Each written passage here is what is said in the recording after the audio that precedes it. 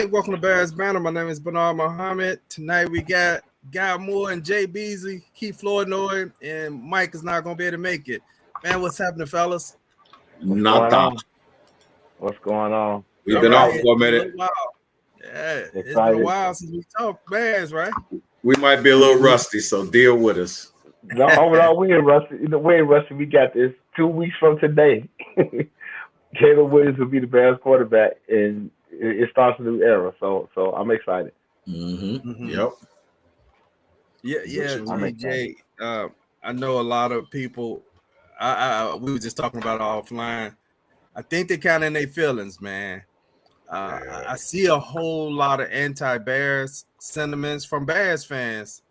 I haven't seen that in a while, where it's Bears fans who kind of like saying they hope they have a bad season, etc. I mean, what's that all about?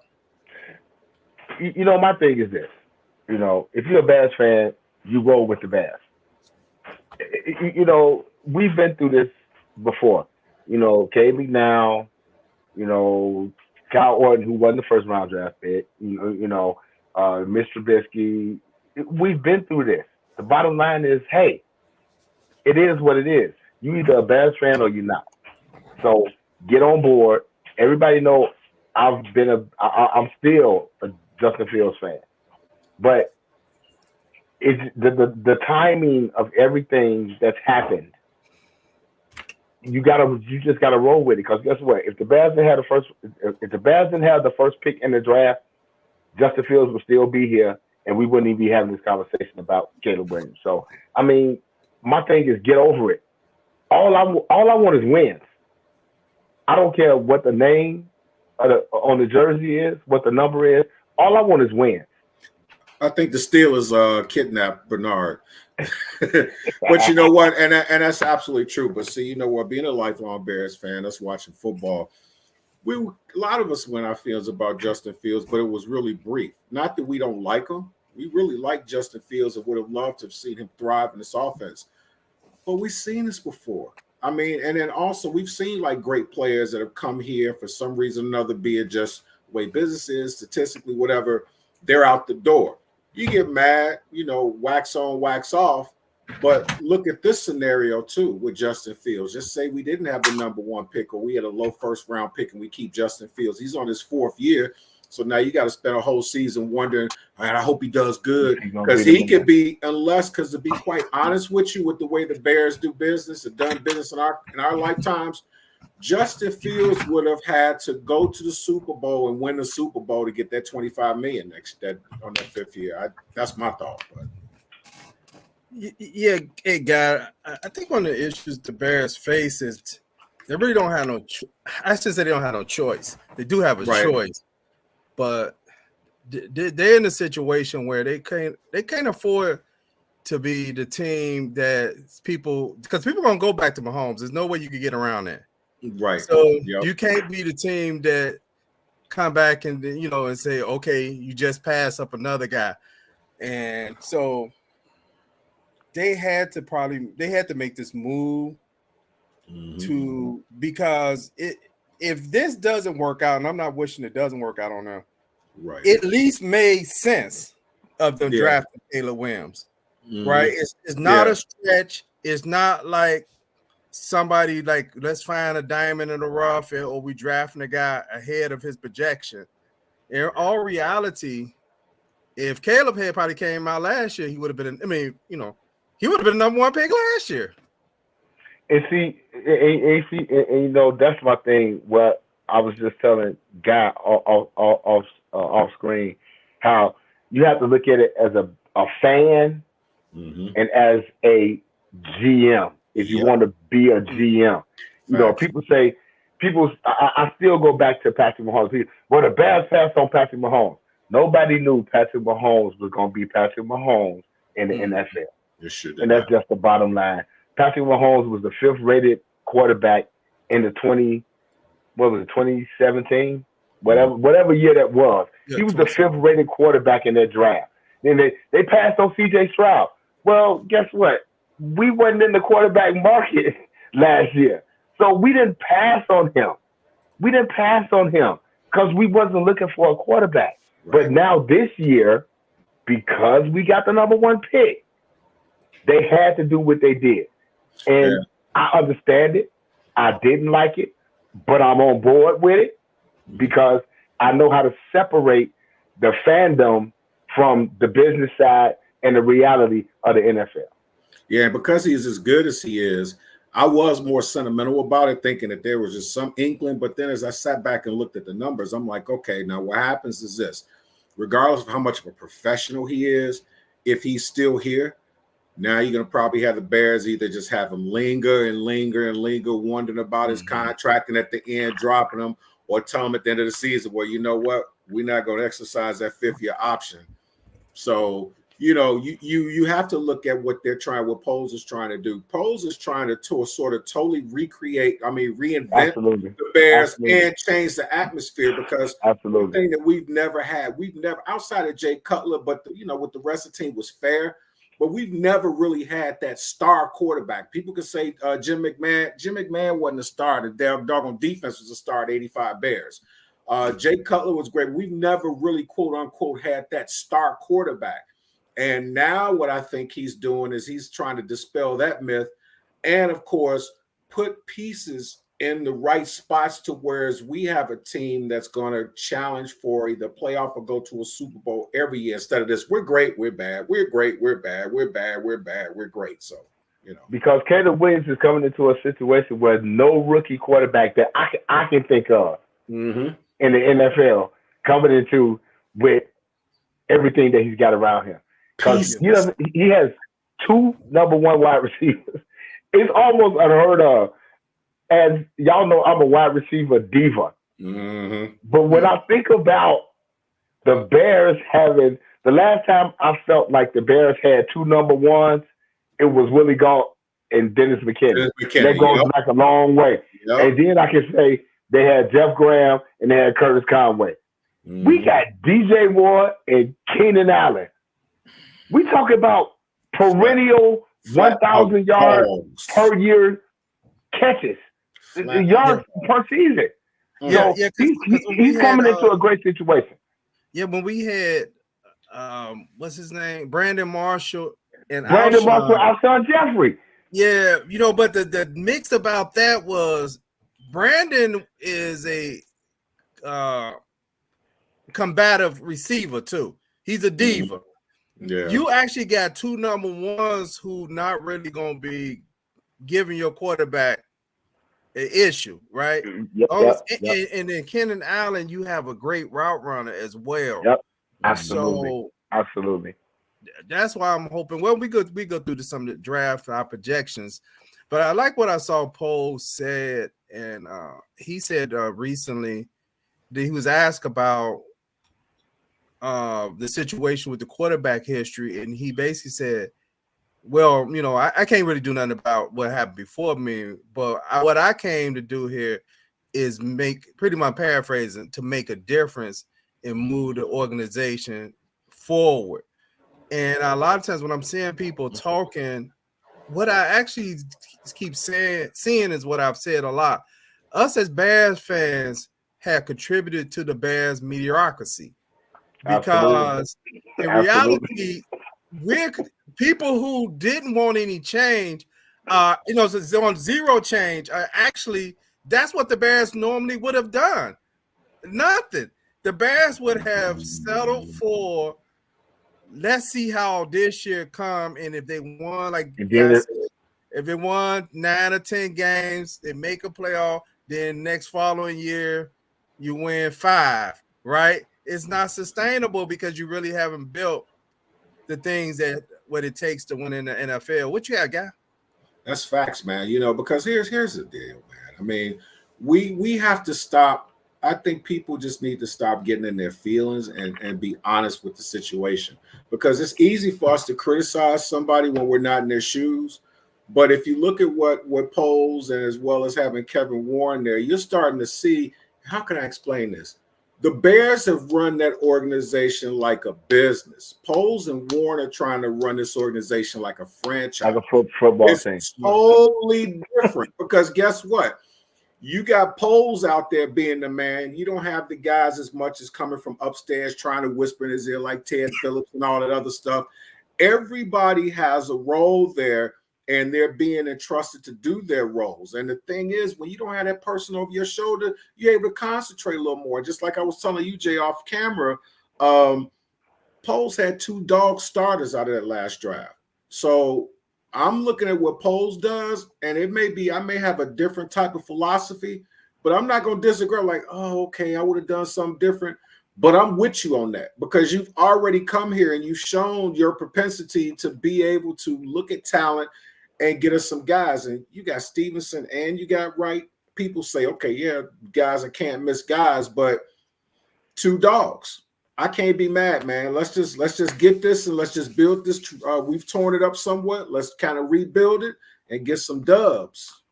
Andre Naylor, is it Naylor? I'm sorry, Saylor. I'm sorry, Andre Saylor. He said, without an offensive line, who cares about our quarterback and receiver? Well, if you can, guy, I know you are that guy. Just look that up, and we can talk about the sacks and all that. Yeah. Andre, let's get over it, bro. Let's get over it. Let's get over it. We talk about something new. Let's get over it. So I just feel, Poles has went and he's got some offensive linemen via free agency. Not no big names, but some sustainable people that can actually block for the quarterback. Come on, Bears fans. I just want y'all to get on board. That's it. I just want y'all to get on. I've accepted it. As a season ticket holder, I have sat through mediocrity for a long time. Yeah. Mm-hmm. Yeah. I've accepted it. Let's accept it and hope that Poles and Kevin Warren is doing something that's going to better this franchise, because guess what? What they're doing now hasn't been done. So let's just get on board. Let's just get on board. It's a new era in Bears football. Let's get on board and see what happens. It took Poles a couple of years to get rid of the bad contracts and get rid of the players that didn't want to be here, or the players that he didn't want to sign, the players that he felt that wasn't right for the franchise. I'm over it. The draft is 2 weeks from today. This is the new Bears regime and a new team that's going to hopefully catapult us forward. Yeah, hey, Jay, one of the facts, and unless we can get to the draft in a few minutes, is one of the facts is if you look at PFF grades on players, in reality, it did not match what a lot of the fans were saying as far as the offensive line. Absolutely. So you either have to assume that PFF would just, and I'm not saying it's the Bible, and they always right, but you either saying they don't know what they're looking at when they start grading the pass blocking. They had no, you can just say that they had no clue what they was looking at. Yeah. Or they're looking at what wasn't really the lineman's faults. And not to just kind of go back in the story, but when a rookie comes out in the league, one of the things that they face a lot from defenses is pressure. And the reason they face pressure from defense initially is because the defense know they haven't seen certain looks in college. And once they show those looks until you beat them by throwing it, you're going to see those looks constantly. And a lot of rookie quarterbacks makes mistakes early on because lack of ability to read and pressure. And what the problem that we kind of experienced the last, I would say more so this year, is teams not believing our offensive quarterback really knew where the pressure was coming from, and he was not making the adjustments, the pre-snap reads, the motions, sliding protection. It's just little small things that ain't small, they big things, but it makes a difference on how you get pressure. If they put a guy in that A gap and You don't say anything, and another guy comes off to safety, comes down and walk down outside the defensive end. Those guys gonna block down according to the way their assignments are. That guy off the edge, if you don't say nothing, he's a free runner if he comes. Which is why I said, Caleb is coming into a situation where you got some veteran receivers that can see that, can read the hot route, and be able to adjust. I just think that y'all got Bears fans, give it a chance because they have set this up. If this fails, if this actually fails, it fails because Caleb Williams is a bust. Yeah. See, but you know what? Also, that's the only way I see that. Right. He's a bust. If this fails, but he's a bust. But let's do this too, and I'll say this right now. Whether you like or don't like Caleb Williams, understand he's a rookie. I'm gonna go right back to what I said to Justin Fields. You're really not gonna know what kind of quarterback you're gonna have in the league, really, to have a better assessment until about maybe 30, 40 games. And he's gonna learn. But about the offensive line, one problem that we had a problem staying healthy. At the end of the season, when we got a little healthier, them dudes are some dogs. They were ranked 11th from what I see here from some guys was like offensive line. You had when you had Braxton Jones at left tackle, Tevin Jenkins at left guard. Ryan Bates came in for like only $5 million and did way better than Lucas Patrick. And they gave Davis right guard, Darnell Wright right tackle. Now, me personally, you get some pieces in there. My thing, I take Tevin Jenkins and move him over to right guard. You get another guy, you get some guys that you shore up the offensive line. And to be fair with the Bears, like I said, I know a lot of people can come up and say, oh, they were bad, they suck, but they had so many pieces and so many people injured. But once they had a little cohesiveness where guys wasn't missing games, they were doing pretty doggone good. And one of the things I'll say about my guy, people talk about like running on a blitz or whatever it is. Remember when Justin got blitzed and fumbled? That wasn't an offensive line thing. It was a timing thing. And it was basically the thing is that they tell you as a quarterback, when you drop back in a play action, you're never supposed to turn your back. He turned his back, and when he looked around, boom, that play should have worked because it was a timing play. But what I'm saying about the Bears offensive line, with pieces we're going to get, plus we keep some guys healthy, I see us being top 10. Coleman Shelton, I think if I got it right, Coleman Shelton is the guy that they brought in. I think he's going to wind up being our starting center, and he's going to solidify the offensive line. Ryan Bates, they tried to get him a couple of years ago. I still think he's a depth piece. Yeah. But I'm telling y'all, Coleman Shelton is going to be the Bears center, and he's going to solidify everything that needs to happen with the rookie quarterback. But they've set this up so well for Caleb Williams to succeed that if, again, I'm not calling it out, if he does it, and when I say succeed, I'm not saying we going 14-3, but I'm just saying to get some wins, to be able to see a cohesive offense, Caleb Williams is set up to be able to do that. Yeah, and get that thing what you said, like just the marriage of the offense and the defense, where there's cohesiveness at the fourth quarter. You're not sitting there biting your fingers, wondering is the defense going to hold somebody and the offense is going to score. If the defense, the way the Bears have been set up, and their defense is much, much better now, and I would think that by Eddie Jackson leaving, and we got another guy now, I think they've upgraded that safety spot. So you take those. Now you're going to start seeing the Bears get better field position. Because Caleb Williams coming in, and I know it's college, but he's coming in. He was always putting up points. He was just chasing points because his defense was so bad. But now you got him on the team. If he's able to put points on the board, he ain't got to worry about his defense giving up. I just scored 35. Now my defense just gave up a touchdown. So now I'm down 3. So now I got to go out. That's what he's been doing his entire college career. So being able to put points on the board is good. because he's got a defense that we saw that wasn't giving up a whole lot of points last year. If he put points on the board, we're not chasing points now. We got a lead. And then with a ground game, I'm going enough far. But then with a ground game, with a lead, you can just grind the game out. You can grind the game out. Mm-hmm. And now you're putting Caleb Williams in a situation where he doesn't have to think too much about 30, 40 plays. You can either cut the field in half, or you got all these different things. You're going to actually have, and I will say this, you're going to have an offensive coordinators when you got trips left.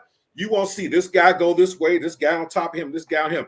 You're going to see an outside guy clear out. You're going to see a guy do a rug route. You're going to see some spots, and then you're going to see Kmet sitting out there. And by the time Caleb Williams drops back to pass and look, he's probably going to have two options within 7 yards. So now as a quarterback, you ain't got to think too much. You can just say, okay, every time I drop back, whether it's a blitz, whether I do a play action, I know when I go through my reads, one of them guys going to be open. If you got a rookie quarterback. Oh, I'm sorry, guy. Jay. No, I'm sorry. If you got a rookie quarterback with a lead and ain't chasing points, you winning. That's all I'm saying. You winning. Yeah. You winning. But I'm sorry. Go ahead, Bernard.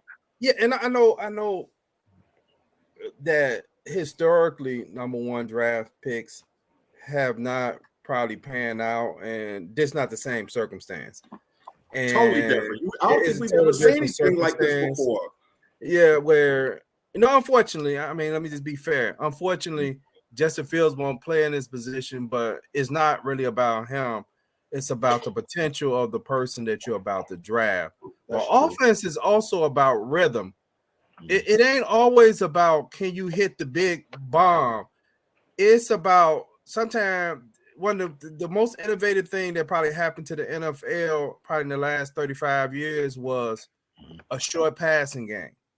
A short passing game, in one sense, it's annoying to the defense, right? Because it's 3 yards, 5 yards, 6 yards, a run, right? Then it's too quick for you to blitz, right? And it annoys the defense because it starts getting you tired and you may start making mistakes. But when you hold the ball for long plays and pass up the check downs, go back to the Super Bowl with the Bears and the Colts. Some of the plays that beat the Bears were the check downs. Running back, I think his name Joseph Addai. Joseph Addai, all day long, he was over in the flat, catching those checks down until eventually, I want to say it's Reggie Wayne. They Chris Harris didn't know where the hell he was supposed to be. He didn't know where the hell he was supposed to be at. Yep. Right. But the short pass making you look back, right? It started making you be concerned about the guy in the flat. It started making the defense not be disciplined because they're like, man, they're getting this nickel and dime stuff. And then you hit them over the top. Then you hit them over the top. Nickel and dime to death, and then you hit them over the top. And it's psychological. That's what the NFL is.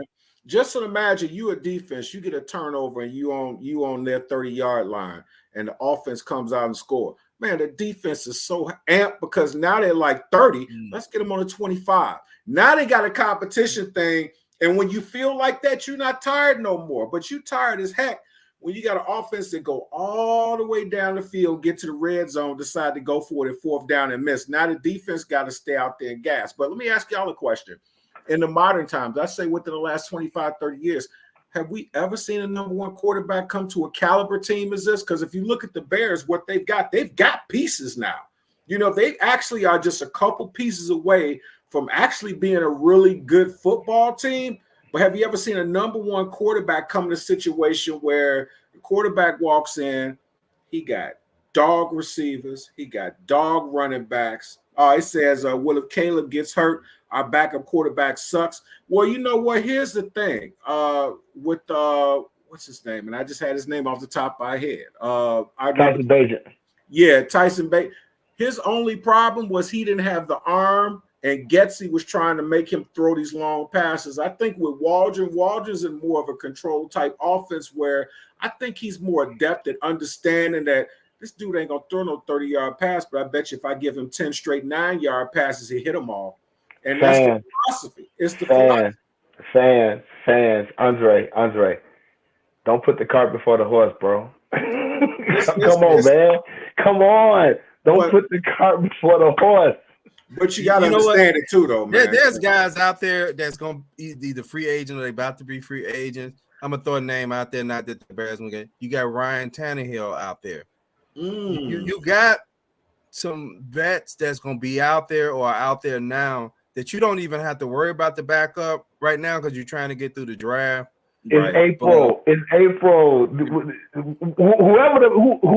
is on the Bears roster right now, they better be happy that they own the roster when OTAs come in May. Because everything is going to change. Andre, don't put the cart before the horse, bro. But I want to go back, guy, and I lost my train of thought. You just said something that I wanted to comment on, and I can't remember what it was. It was about the defense being gassed, being amped up about. No. It was something else. It was something else. About Bagent? Bagent. He gained a little experience last year. Mm-hmm. He went 2 for 2. He started 4 games. He went 2 for 2. That's all you want your quarterback to do. That's all you want a quarterback, experienced quarterback, a quarterback to come in and win some games. He went 2 for 2. Mm-hmm. As a backup, you can accept that, but it's April, so we're not talking about that because the roster from now until September or August, this roster is not complete. So we got to don't put the cart before the horse. We got to take it. We got to take it one step at a time.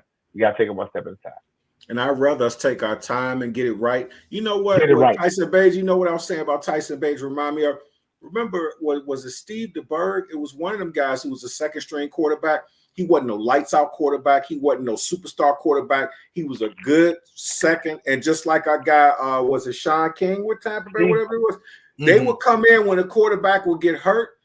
They weren't going to be no world beaters, but you had the confidence of putting them out there knowing that if I give them something, they're not going to make us shoot ourselves in the foot. I think Bagent, with the right set of circumstances, I know his arm is probably getting a little strong in the offseason and stuff, but I do also believe that Waldron is credible enough to whereas he can look and say, well, Bagent's pretty poised in the pocket, and he makes these slants and he does these, these back shoulder fades and like under 15 yards look great. Just give him what he can do and don't let him extend it. If he comes in as a 2, because all we need to do is move the football. We can move the football. You can have Captain Kangaroo as a quarterback. And I know pretty much the consensus that they're going to take Caleb. What'd you say, Jay? No, I was going to say I'm just going to digress because I don't want this to become a show of backup quarterbacks. Right. You know what I'm saying? But it's like, how many backup quarterbacks won the Super Bowl? Like the '85 Bears, Steve Fuller actually took the Bears to the Super Bowl. Sure did. The man was hurt. Sure did. Jeff Hostetler, when he was the quarterback for the Giants, Phil Simms was hurt. He took them to the Super Bowl. Carson Wentz, who was hurt, Nick Foles took them to the Super Bowl. So let's not get caught up. Get caught up with that right. The top. Drew Brees was Drew Bledsoe. He hurt. Tom Brady. So let's not get caught up on that. It's too early. Stay with me, Andre. I'm gonna be on you all season, Andre. Stay with me, bro. Stay with me. Next man up. How about that? Next man up. That's all we need. So I think it's a pretty much consensus unless something crazy happened that Caleb's gonna be number 1. The next up is gonna be Washington, the Commanders. Do you guys think they're going to keep that position or are they going to trade down? I think they're going to keep the position. And get it's kind of hard to say because the more I'm thinking about it, I'm not 100% sure because that team got rid of so many people that getting a quarterback at number 2 right now, if they're not getting Caleb, they may not feel it's the answer right now. I'm not sure. But right now I'm going to say they are going to draft a quarterback, and I'm leaning towards if they were interested in Caleb, I'm leaning towards they may go Jalen Daniels. Yeah. Or Drake May. I don't know. No.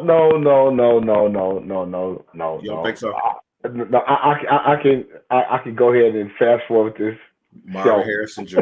I can go. No. I can go ahead and fast forward. It's gonna be Caleb Williams, Drake May. Mm-hmm. Oh, I'm sorry. Caleb Williams, Jaden Daniels, Drake May. Those three are going. New England putting it out there because if New England get blown away, they might trade their pick. Yeah, but they're not trying to go down too far because they're still trying to get a quarterback, and it's going to be interesting to see because I think Bo Nix is going to wind up being one of the top 15. I think so. Depending on where New England starts, but if I had to give y'all a prediction, I'm thinking Caleb Williams, Jaden Daniels, and Drake May, and then at number 4, Marvin Harrison with the Cardinals. No, they're gonna trade out of that pick. So. They're gonna trade out of that pick. They're gonna trade out of that pick. They're trade out of it, and they're gonna wind up with the Vikings probably. No, thank you. The Vikings at number 4 taking JJ McCarthy, which is so sweet for the Bears because now you got 4 top quarterbacks. And the sad thing about the draft, this is about the NFL, you got 4 quarterbacks. Are they the top 4 players in the draft? Mm-mm. Absolutely not. No. But the quarterback position is so starving in the NFL right now. Yeah. Everybody's got to come up and feel like they need to get what they're going to get. And I think Minnesota, who got 2 draft picks in the first round, are going to come up to number 4 with the Cardinals, which is going to give the Cardinals, I believe, if I'm talking correctly, that's going to give them 3 picks in the first round. First round, yeah, they're going to go buck wild. And then at number 5, you got the Chargers. So now you got the Chargers, which is where my GM hat comes on. Like, ooh, I'm like, ooh, okay.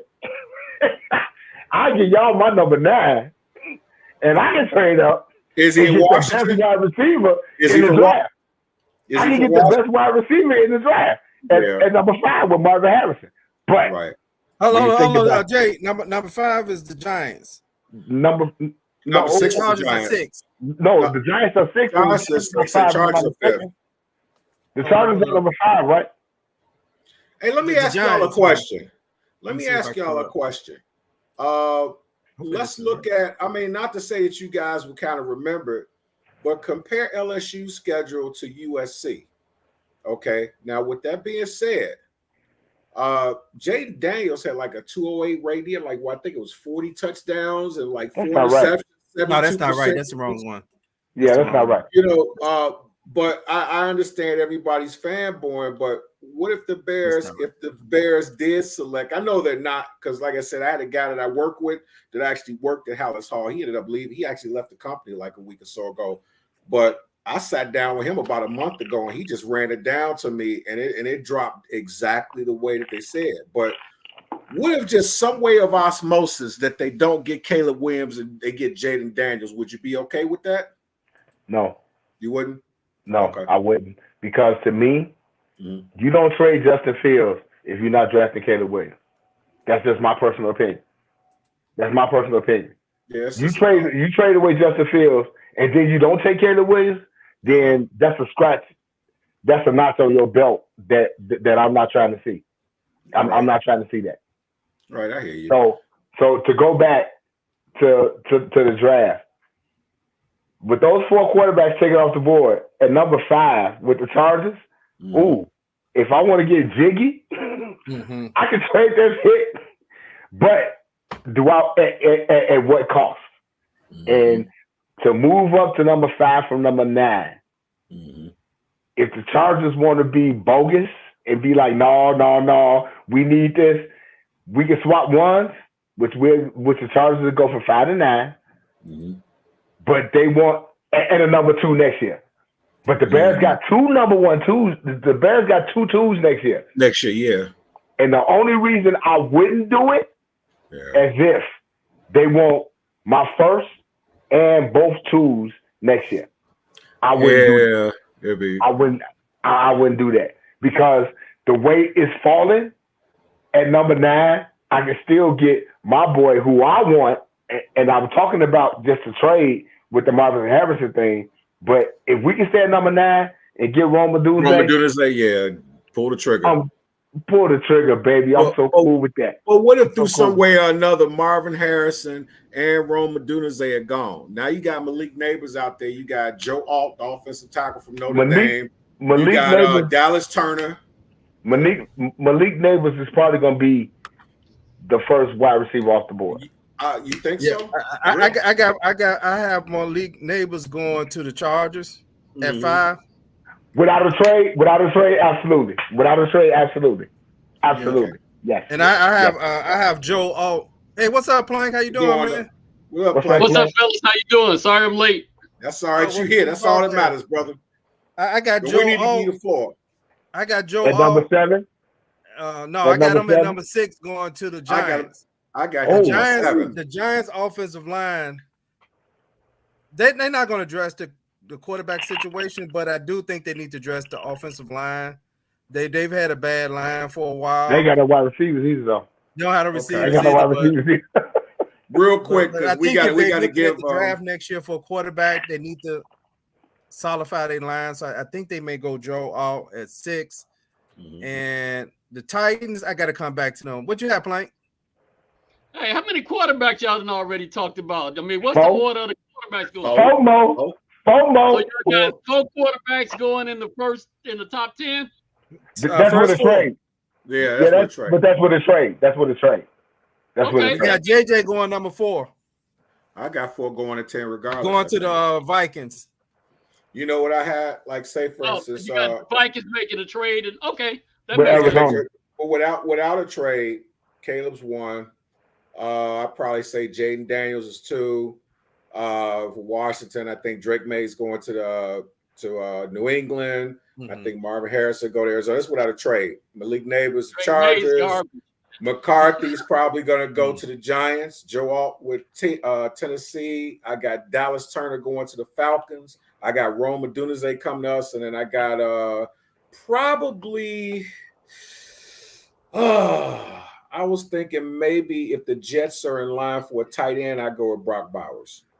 I didn't hear you say Marvin Harrison. I did. I had without a trade. I had Marvin Harrison going to the Cardinals at 4. Cardinals.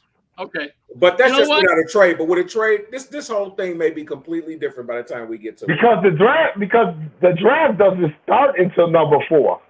It doesn't start until number 4. Right, but look at that.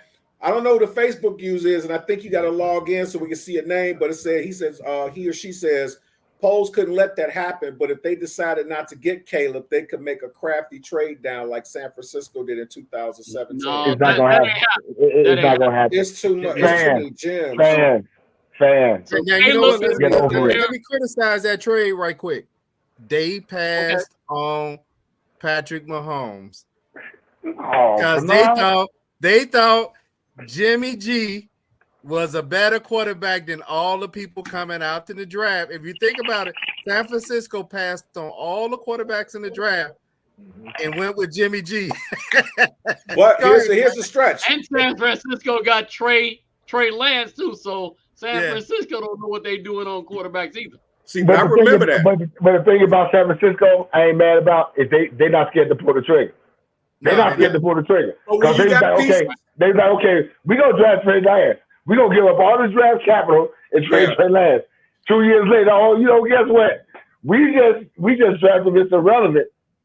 We don't need Trey Lance. So what's the common denominator with the 49ers? They can have the confidence to look back. You know what? If we didn't make this trade, will we be all right? Yeah, we're going to be cool. I'm going to pull the trigger. We don't actually honestly have that, but you know what? Here's an interesting thing that I remember as clear as day. Of course, they talked about Mitch being great. They talked about all that, but the knock that they had on Patrick Mahomes. Oh, he has a potential to be a very good quarterback, but he tends to throw in the double, triple coverage and makes very bad passes in pressure situations. And I'm watching some of his game film going back. I'm like, okay, he looks like every other quarterback, but the difference being is I can see guys when they catch the ball 40 yards out with their hands doing like that. I was like, he's gonna be a steal. Look at him now. What 2? He was the fifth rated quarterback in the 2017 draft. We keep talking about all the teams that missed him. Who drafted Patrick Mahomes? Andy Reid. Yep. Ryan Poles. Oh, he sure did. So while we talking all this stuff about Patrick Mahomes or whatever, Ryan Poles knows what he's looking for in certain positions. Definitely linemen and definitely quarterbacks. Well, I don't know if y'all talked about stats or not, so I'm sorry I'm late. But one stat for Caleb that's really crazy for me: how many third or fourth down interceptions did this guy throw while he was in college? Maybe 1. Zero. Yeah. No interceptions on third or fourth down for 3 years. That is unheard of. That's like some Tom Brady stuff that he's throwing at. So, I was a Justin Fields fan, and I want Justin to do well. But I'm getting excited about Caleb Williams. I said the same, Plank. I said the same thing, Plank. I'm on board. I'm excited. Michael Penix Jr. I still think, outside of Caleb Williams, Michael Penix Jr. is the best quarterback in this draft. I just think he needs to go somewhere where he can sit and learn the game and be okay. Michael Penix Jr. is a dog. And I'm going to give y'all another one.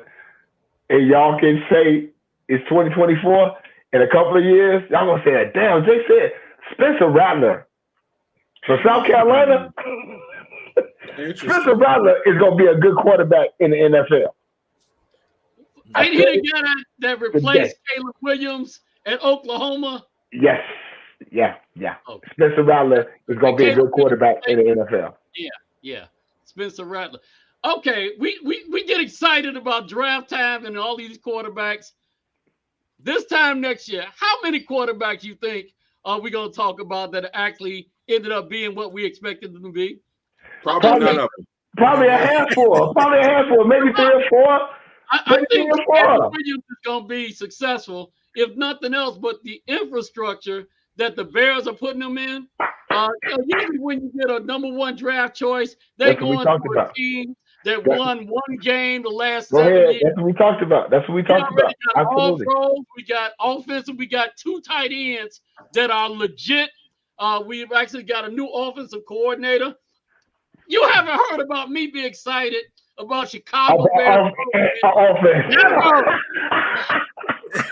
I'm looking forward to the offense. I'm like, on board with after we stop them, I'm like, I'm gonna actually watch to see what Caleb Williams is doing. So I'm actually looking forward to this. And like I said, how many times do you have a rookie quarterback coming in with the Bears got 2 number 1, but I'm almost scared to see how many balls DJ Watt gonna catch. How many balls can he go catch? Lord knows if they draft Roma Duse, you got 3 legitimate people. Y'all know I'm excited about seeing wide receivers being able to catch the ball. Somebody in Chicago. I don't see the Bears actually drafting a Dunze or none of those receivers at number 9. I think they're gonna actually trade down and get somebody for defense and then try to get a 2nd round choice. Hopefully, if they do that, they can get that center from Oregon, Powers, because that dude, he would pretty much solidify our line. The offensive line. Yeah.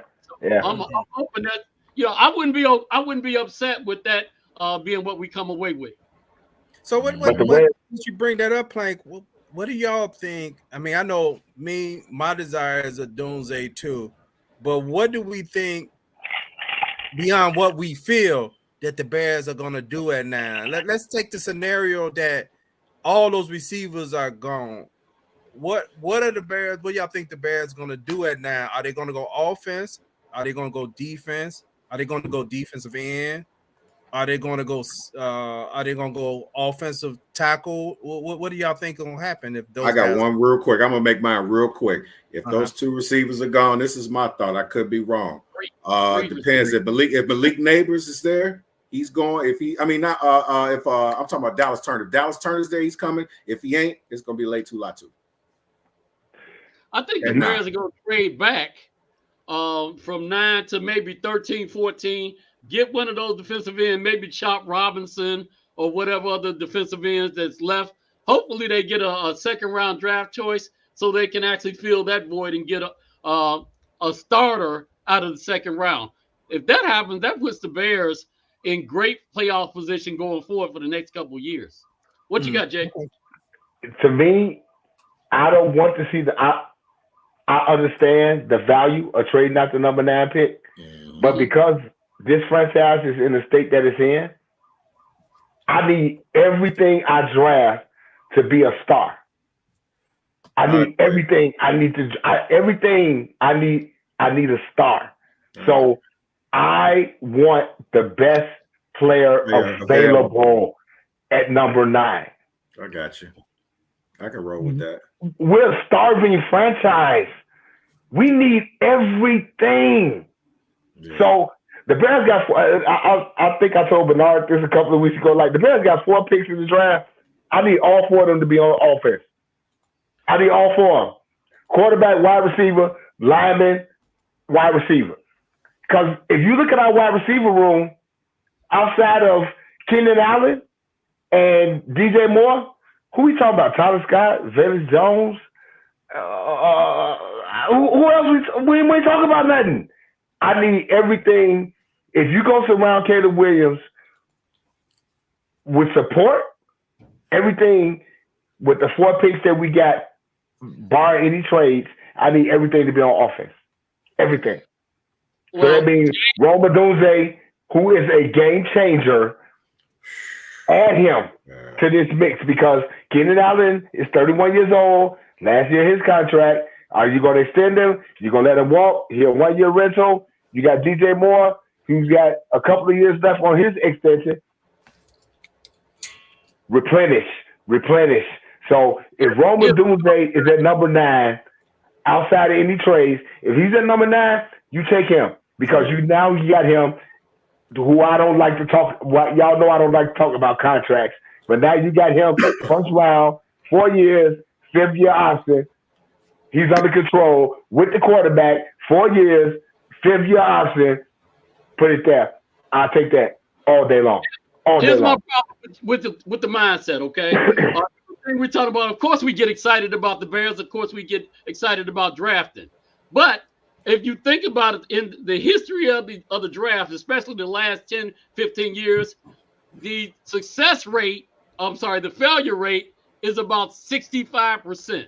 Absolutely. So even though you're drafting all of these guys very high, a year, 2 years later, you're seeing these guys maybe they're starters, maybe not. So I don't want to see us throw everything at 1 or 2 players.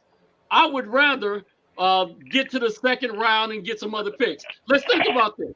Who did the Bears get in the last couple second rounds? They got Jaquan Brisker. Tyreek Stevenson. They got Tyreek Stevenson. They got Kyler Gordon. Think about it. These are all second round choices. For whatever reason, they failed, and they ended up being basically the number 1 player at their position that the Bears got. So let's not get enamored by just because they get taken in the first round. That means they're actually better players because it hasn't actually worked out that way most of the time. So that's my 2 cents on that. Hey, so guy, what do you think they're gonna do? I know you said Latu for that 9. What do you think they're gonna do with that next pick in the 3rd round? Any position or player? That's a good. I think it's going to be some wheeling and dealing in the 3rd round because we're like 75. I think the 3rd round. Yeah. I was looking at one of the projections, and they were projecting if everything stays the way it is. They're talking about Michael Hall out of the Ohio State. Hey Jay, last year, he had 24 tackles, 1.5 sacks. He's 6'3", 290. When it gets that late, it's kind of hard to determine because you got to see what's left. Because I think it's going to be a lot of surprises. I think maybe the 1st round outside of trades is going to probably somewhat go scripted. But as we said, if we look at all the gems that you find the 2nd and the 3rd round, I think it's going to be a couple players that's going to be called, and we're going to be like, who? And they may even be better adapted, serving us well. But I don't know, man. I really don't. Third round, me. I come cheap. You pay me $200,000 a year. I'll be the greatest cheerleader. I just won't wear a skirt. I just won't wear a skirt. But I don't know, man. I really don't know. Okay. Yeah, I think they should.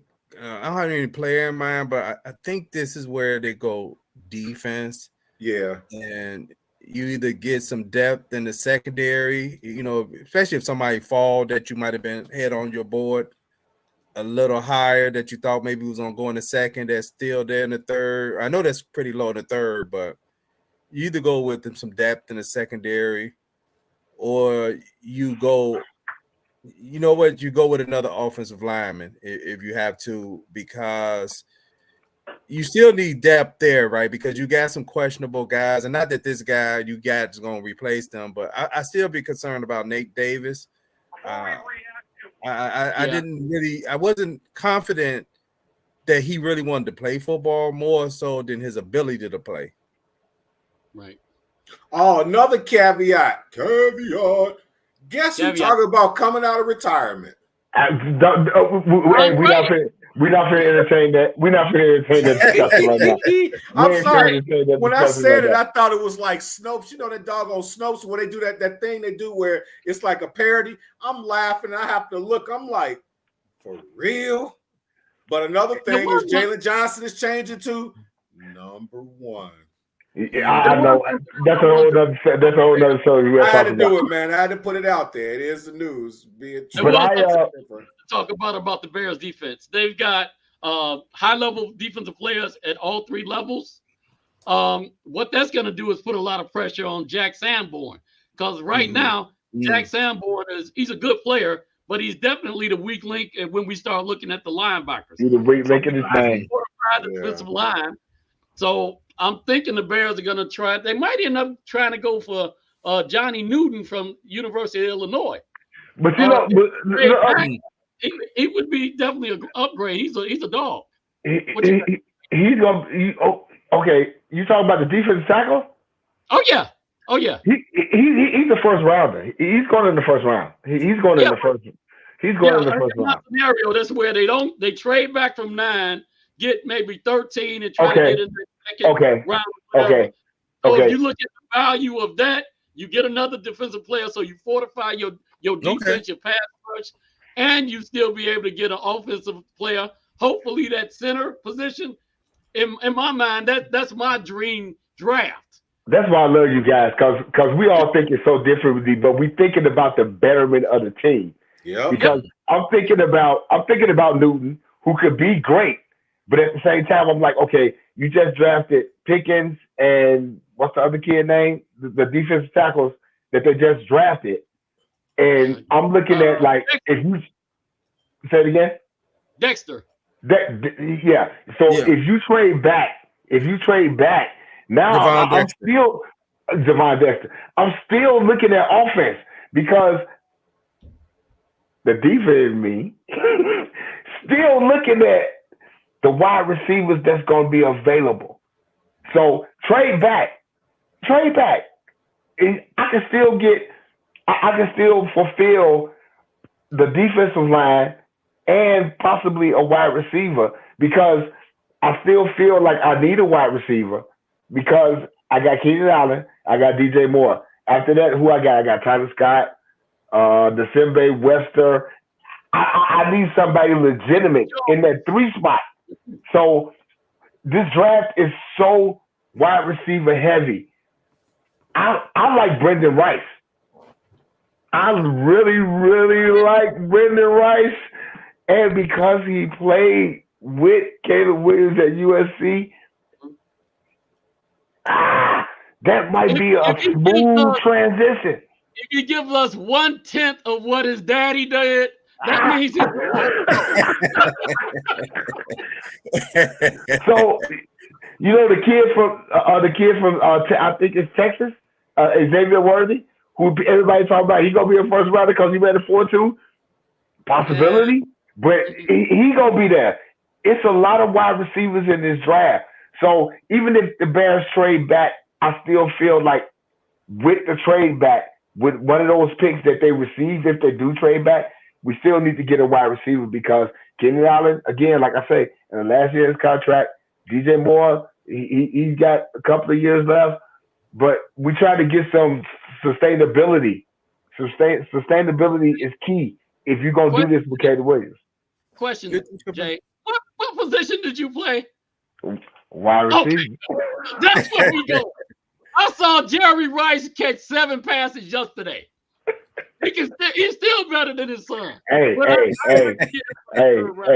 I watch film on Jerry Rice. Jerry Rice can catch a molecule, man. That dude can catch a molecule. I don't care what nobody say. Y'all say what y'all want to. Jerry Rice can catch a molecule in the dark. That's how good this dude was. Still. Yep. Hey, Jay, I want to move back to something we said earlier about quarterbacks drafted early, more so the first round pick rookies. A lot of commentaries around rookies don't do well. We know that historically, but if you really look at it, in recent years, rookies have done well. It may not be all of them, but rookies have done well. If you think about it, Deshaun Watson did good his first year. He didn't finish the season. He was injured. Okay, Andrew Luck had a pretty good year. Now, he might have landed in a similar situation because when he was drafted, he had a pretty solid offense around him. I want to say, what's the receiver? Reggie Wayne. Mm-hmm. Reggie Wayne was still there. And they had a nice, solid running game. Patrick Mahomes had which would have been his rookie season. I know he landed on a good team. He played well. Brock Purdy had an excellent rookie season. We just saw CJ Stroud. What's that? You went from 2013 to 2017 to 2023 to pick out 3 rookies that had a decent year. Oh, I wasn't finished. I wasn't finished. But they all had decent years because they are quarterbacks that went into a situation where the situation was good for them. Most of the time, like Bryce Young, when you draft a quarterback number 1 overall, your team sucks. Your team sucks. Well, Eddie 5'7", man, that probably don't help him. But you got a quarterback in Caleb Williams that's coming into this season drafted by the Bears. If he's drafted by the Bears, it's a 7-win team. How many 7-win teams had a number 1 overall pick? It doesn't happen often. So he's coming into a situation where it's like, okay, this team ain't all that bad. You know, we won 7 games, and our defense failed us in 3. So, like I said, if we got a quarterback that can put up some points and a defense that don't give up points, we winning. Yeah. We winning. So let me do this. Let me go back to 2023. You had CJ Stroud that played well. I'm trying to remember who came out in 2022. Brock Purdy in 2022. Mr. Irrelevant, so he don't even count. Right, but I'm just saying rookie quarterback. 2021, Mac Jones played well in his rookie year. Mac Jones was a Pro Bowler his rookie year. Yep. I can't think of who was the quarterbacks in 2019, but right before that, you had Deshaun Watson who played good his rookie year. So I'm not saying rookies. I know they are exception, but I'm just saying there's a narrative like no rookie quarterback ever played well other than CJ Stroud. It's almost like they even try to ignore that Deshaun Watson even started out well, right? Or Brock Purdy just played well his rookie year. Like they, Cam Newton. Go back to Cam Newton. Cam Newton played well in his rookie year. Cam Newton was killing it his first year as a rookie. Not that he didn't kill his career, but he. So we do have some records of success of rookie quarterbacks.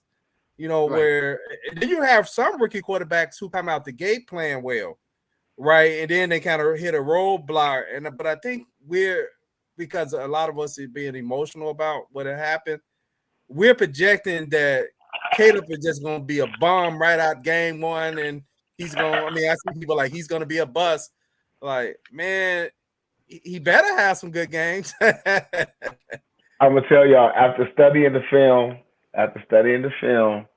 and seeing the pieces that the Bears have put around him, and I'm not even talking about the offensive weapons. I'm talking about the offensive line, because I still think, I'm telling y'all, what's today? April 11th, 2024. Cole Shelton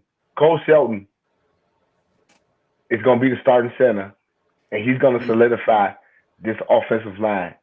And I'm telling y'all, if everybody healthy, this offense is going to be real scary with a rookie quarterback, because he's been set up to be that guy. Brian Poles has gained my respect for him doing what he's done. No rookie quarterback has ever been set up like this. And he's like, okay, I'm putting my neck on the line today to make sure that this franchise is finally going to have the rookie quarterback and the quarterback of the future that they need to have. I'm sold. But you know what? But just like we were talking before, now that you got Poles and you got Warren in there, like two guys who are actually running a business like a franchise, now you're starting to have a quantitative conversation with your staff about players. You know what I mean? As opposed to, I mean, of course, contracts are part of it or whatever. But when you don't have that interference, you have a guy in Poles that's actually shown that he can go out there and, just like what you said, Plank, he was responsible for drafting Mahomes. You got a guy who has proven that he's a legit good eye. So now the brass upstairs, instead of doing like Phillips, coming down a little elevator with the little wrinkled suit, say, hey, this is my guy. I want you to pick him. Right. Now Warren is like, I'm good with whatever he do. Right. You know, so it's different. It's completely different. And I do have faith in Poles that he's going to make the right decision. It's a different feel, man. I asked Bears fans, give him a chance. Because like since he's been here, honestly speaking, we've been talking about different players in the draft and all that. But if you look at Poles' track record since he's been here, this dude's been hitting triples and home runs, man. It's a different feel, man. I thought about the other quarterback that you forgot, Joe Burrow. He definitely came out. Joe Burrow. You're right. That's right. We forgot. What did you say, Bernard? So Joe was 2019, I believe. 2019, because he played 2020, I think. He got hurt, right? 2020. Yeah, he did. Oh, 2020. Yeah, 2020. He was the COVID year. He was the COVID year star quarterback. Yeah, 2020. Then the next season, he was in the Super Bowl. Yeah. His first 4 seasons, he was in the Super Bowl. So there are examples. But hey, Plank, God. Yes, sir. We got 6, 7, and 8. What do you think those teams? What position they're going for? Giants, Titans, and the Falcons. I on mine. I actually, like I said, in mind you this without all this stuff because I'm wishing. Oh, that's like you already shared yours. I had McCarthy with the Giants at 6. I had Joe Alt, offensive tackle, with 7. I had Dallas Turner going to Atlanta at 8. Like I said, I could be way wrong, but I think a lot of teams are starting. They're looking at, guys do want quarterbacks, but they're actually looking later in the first round. I think they're more so looking for the best players the best players available, and players that in conjunction with the best players available that are best suited to make them better and address needs that they have. So, what about you, Jay? What do you think? He's gonna get a punter. He's gonna get a punter. I just think at number 9, the Bears are in a unique situation because everybody is quarterback starving at the top, and then you got so many good wide receivers. You got so many good wide receivers. And even at number 9, if Rome Odunze falls there, just think about it. If you're a defensive-minded coach or a defensive-minded team, if possibly the number 1 best overall defensive player is at number 9, I can't be mad at that. because this draft is so a wide receiver heavy, if the number one defensive player falls to you at number 9, why wouldn't you take him? It's twofold. It's really twofold. Dallas Turner. If he falls at number 9, why wouldn't you take him? He's the number one rated defensive player on the board. Why wouldn't you take him? So, okay. Yeah. But Plank, what you think is happening at 6, 7, and 8? Whew. You never know what the Giants are going to do. I think the Giants are going to take Neighbors. Yeah, they are. They are. 7, all indications is that the Joe Titans Alt. are taking Joe Alt. I hope, if Joe Alt slips, I'd like to see him. Man. I helped take him to the Hall of Fame because it seemed like to me that got going. But at number 8, that's Atlanta.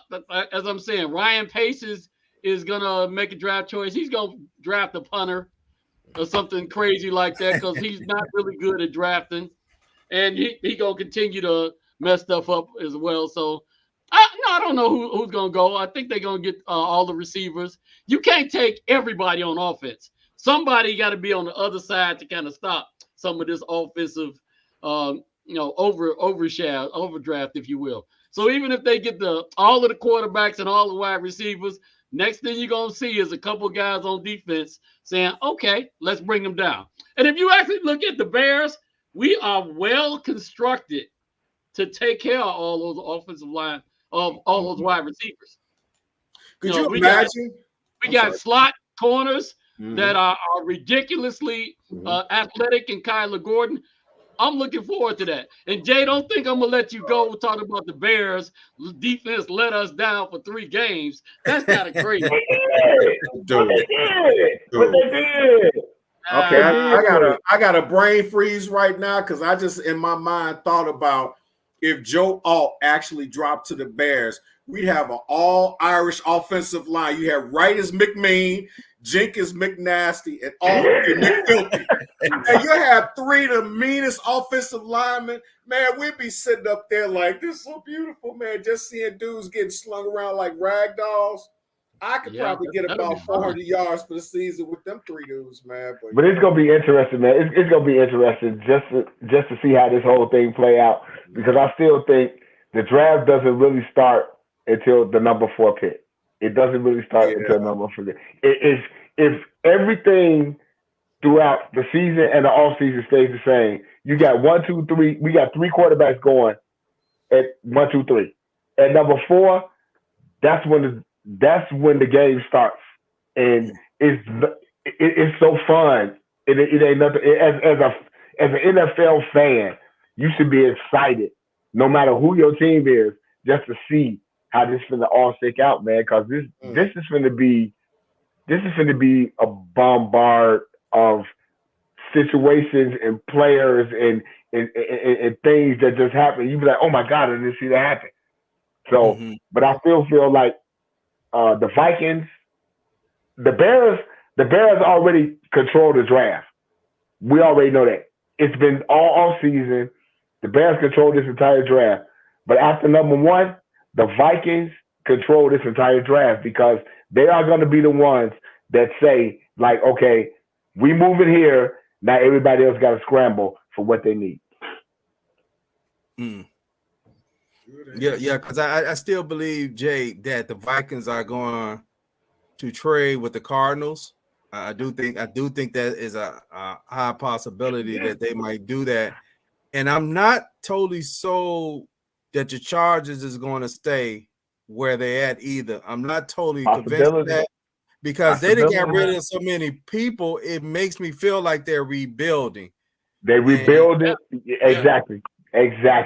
Yeah, and if you're rebuilding, you don't have to hit home runs with one player. You can move back and try to build a team. But when you talk about this season coming up, I think Poles is trying to build his team for the future, and he's trying to build for the long term. And I think a lot of fans are on if they don't win this year, whatever number they made up. I don't think that is as relevant as I want a team that can win the Super Bowl. I believe that's what he's building. He's building a team that he could believe will win the Super Bowl. What you have, Jay? No, I just want to say, I want to say, hell, if I could be patient as a season ticket holder, God darn it, y'all can be patient as fans. Y'all can be patient. Y'all can be patient. Let's be patient and let this thing play out. And I believe Poles has done it the right way. His first year, he got rid of bad contracts. His second year, he got rid of people that didn't want to be here. Right. So now he's in his third year. He's like, I got cap space. I got draft caps. I got the number 1 overall pick. I'm finna do what I feel needs to be done for this franchise. And I think I'm trusting him. He hasn't let me down outside of the Claypool thing. He hasn't let me down. I'm okay. This is what we need to, as Bears fans, we need to get excited because Caleb Williams is coming here. As a Justin Fields fan, I'm still not giving up on Justin. But Caleb Williams is going to come here. He's surrounded by everything that he needs to succeed. He's not coming to a 1-13. He's not coming to a 1-16 team, 2-13, 2 whatever it is. He's coming to a 7-win team with a bad team. So for him to be able to elevate this team with the pieces that they put around him, I'm excited. You know what? Here's my thing. You know what? I maybe I'm a little more constructive, but I look at intricacies. Number one, the first thing I look at the end of the season, whether the Bears make the playoffs or they don't make the playoffs, my assessment is this. Okay, are they infinitely much better in the certain inefficiencies that they had? Like, for example, guys blowing coverage in the secondary, especially the safeties. Number two, the defense sometimes, they're holding, and then sometimes one of the weaker links on the defense goes through. Number three, can the offense consistently move it? And if my coach and if Flus decides he wants to go for it on a 4th and 1 and 4th and 2, are they making progressive sense? And most importantly, are they able to go into the red zone and convert? If they're able to do all those things, they're going to be successful. But even if they only won 9 games, I'd be happy because I could see the progress. But if the same old same is happening, and even if they win 10, 11 games, then you got to, I guess it's a good thing. But by the same token, you do want to see whatever things that they had wrong, have they gotten progressively better? Hey, one thing I want us to look for a couple of weeks on draft night, I think the Bears going to end up trading Khalil Herbert. You think so? Yeah. You know what? I agree with you, Plank. Yep. I agree with you, Plank. Isn't his contract up after this year or something like that? I agree with you, Plank. Because if you look at it, you've seen Swift and Johnson working out, but you really haven't seen anything of Herbert. But I think I heard some rumblings about a possible trade about a week or two ago.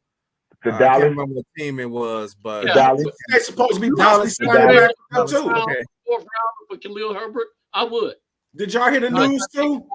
They say get this, and it's gonna be a lot of jokes. What's up, Tony Wells? Look like your boy Ezekiel Elliott may go back to the Dallas. Back to the Giants, yeah.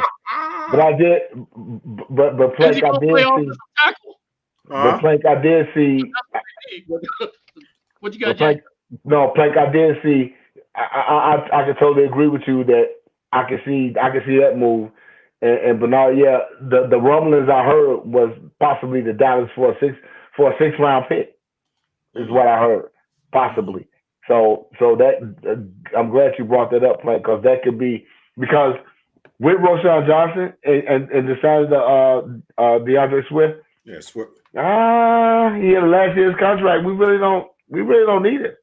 Yeah. And he haven't showed he can stay healthy to even want to stand up. And y'all know I like Khalil Herbert. I do too. But I'm a Bears fan, so even with me liking Khalil Herbert, I know what makes better business sense. What makes better business sense, if somebody offer you a nice round pick for him, you take the pick and trade him because you already have your starter in DeAndre Swift. You got your starter. That's your I'm gonna call starter. him Sam. I'm gonna It's start not calling Khalil him Herbert. Sam. Khalil Herbert is your Well, backup. you look at the average life expectancy of an NFL player is about 4 years. So if we are going to be successful as Chicago Bears, you got to get used to seeing players that you like and that you were attached to rotate out of the Bears team every 4 years or so. That's why I tell y'all. That's why I stopped. That's why I stopped buying jerseys a long time ago. I stopped buying jerseys a long time ago because you don't know how long they're gonna be here. What you say about my Justin Fields jersey? But you know what? I'm calling what's his name Sam. I'm calling Swift Sam. That dude Swiss Army knife, man. That dude. Oh my god. I think the only players other than the quarterback that you could count on being on the team longer than hold on, phone ring. Longer than 5 years is going to be offensive linemen, corners. If you got a great receiver, he might get that one contract out of you. That receiver might get one contract out of you. You know, it depends on where you at when he comes into free agent. After that, he's not getting a second contract from that same team, regardless of what his production is, because once that quarterback get his contract, teams cannot keep those other players. They just cannot. You can't have a $200 million quarterback and pay a receiver $100 million and pay a pass rusher $110 million. $150 million. Yep. Yeah, it's not going to happen. So people do have to start getting used to your favorite player going to probably be gone after his rookie contract. I mean, it's just the reality. So yeah, we got to start falling in love with the name on the front of the uniform as opposed to the not back. the one on the back. Absolutely, because that's all the people that's still mad about Roshan and Khalil and all of that stuff. Dude, get over it. Have some therapy. Sit on the couch. That ain't our team no more. There you go. Yeah. So, and it's about winning. To me, it's about winning a Super Bowl and putting the right product. And Jay made a great point about getting rid of players that don't want to be here. As much as a person in any work environment, you have people who are good at what they're doing, but if they quit and still working, right? They may be still doing a good job, but they're only doing the bare minimum. If your heart ain't in it, why can't you tell me so? That's right. Think about Ryan Poles. What he's doing is exactly what he told people he would do. So as much as people are mad and some of the moves that he tried didn't work, like Claypool, he said he would build this team through the draft. And that's exactly what he's done. He's given us more draft choices in those 2 years than we've had in the last 10 years because Ryan Pace was kind of giving away so many draft choices. Just giving away draft picks. Trying to make fitting Legos. He fitting Legos. Yeah. Ryan Pace ain't doing ultimately, that's why we were always getting beat up by the Green Bay Packers. If you look at their first round drafted linemen versus ours, you can see right there we weren't able to win in the trenches. So now we have an opportunity to at least kind of match what the Packers have been doing, and I'm looking forward to this. This year, I might have to go to the game and sleep outside the night before the game and start that tailgate 2 days early. What do you think about that, Jay? Hey, you know me, I'm on the board. We already waiting for the schedule to come out. We all going to Phoenix. You know, the Bears playing the Cardinals in Phoenix. So I'm all aboard. So I'm excited. I'm excited for this season. And I think Phoenix might be trying to get rid of Murray as well. Well, they already committed. They said he their quarterback, so they gonna roll with him for at least another year. Didn't Pittsburgh eat $38 million to get rid of Russell Wilson? You mean Denver? Denver, yeah, different story though. Different story. Right. Yeah, different story though.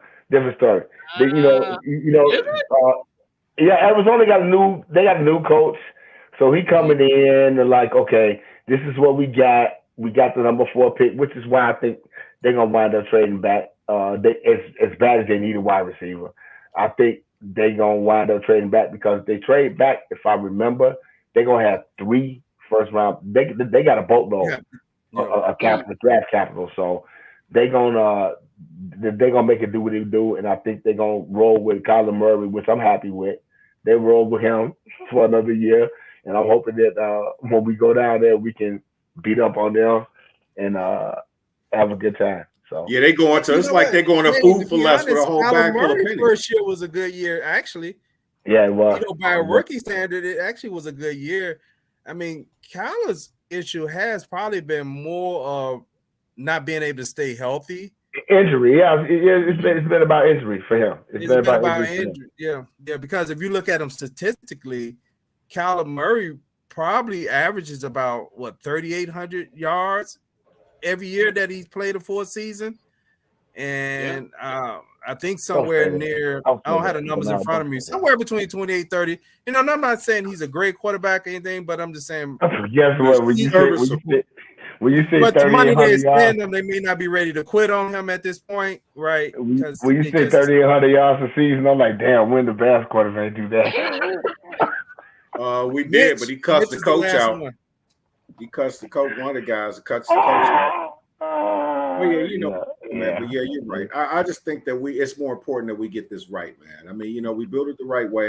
Take our time. Don't make these frivolous, stupid mistakes. And actually get in there and get some guys. And especially like from the quarterback area, I don't want to hear nobody talk about it. If Caleb's starting to kind of not go bad. What's up, Russ?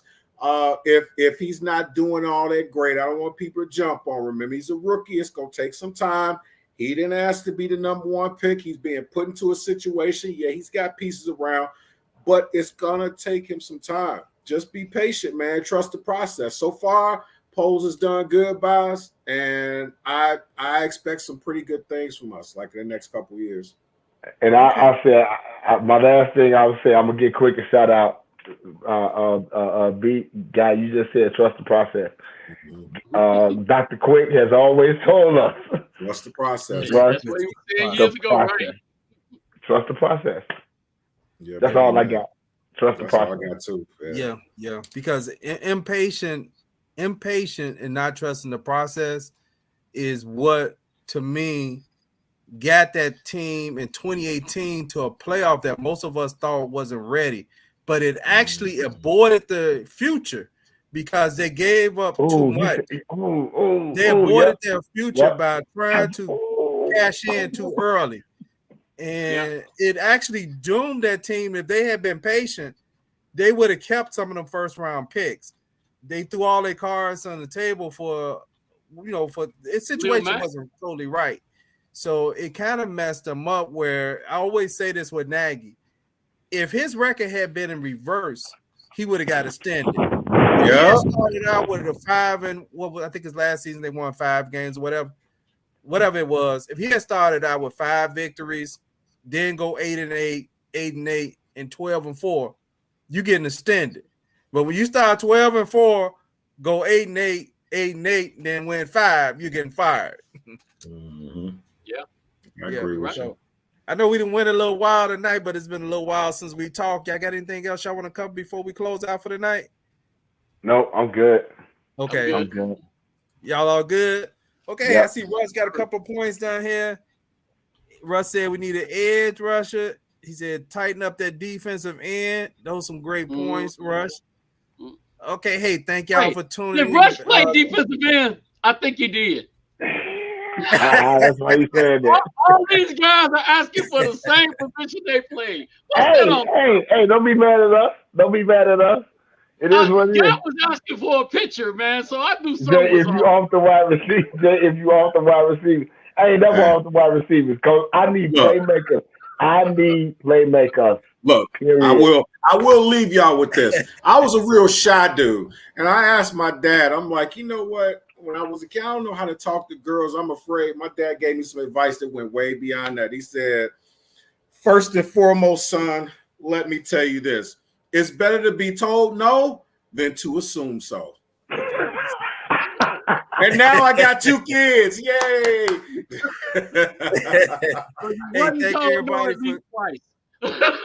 Thank everybody for tuning in to Bears Banner. Christian Jones should be back. I believe he's going to be back tomorrow with the 2-minute drill where he's gonna do evaluation on the quarterbacks. Hey, if y'all want to come on, man, y'all welcome to come on, because he actually asked for a few of y'all to come on tomorrow with him if it's tomorrow.